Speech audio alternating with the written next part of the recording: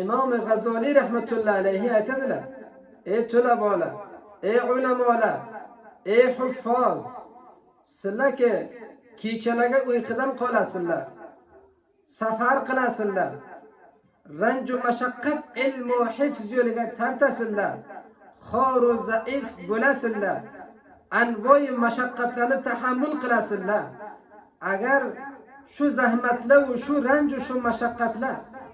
بخاطر شهرت طلبی، بخاطر عزت طلبی، بخاطر اینکه نام و نشاندار بولسن با آدم، بخاطر که سردمدار مردم بولسن با آدم، بخاطر که مردم دی وزن طرفی که جلب و جذب قلسن. اگر بو نیت های بد چون سله زحمت و رنج و مشقت کشنگم بوسایزله، سلن حال و وضعیت لرزگه افسوس، سلن زحمت لرزگه افسوس، سلن زحمت لرزگه حسرت و ویلا. اگر سله بو زحمت و مشقت و سفر و انواع رنج و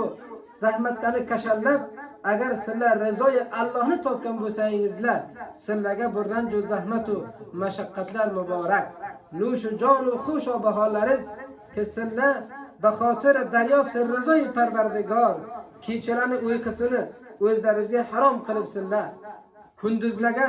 sahardan akşamgacha dars va hifz va mutolaa va tahsil ilmga o'zlaringizni masruf qilib silla.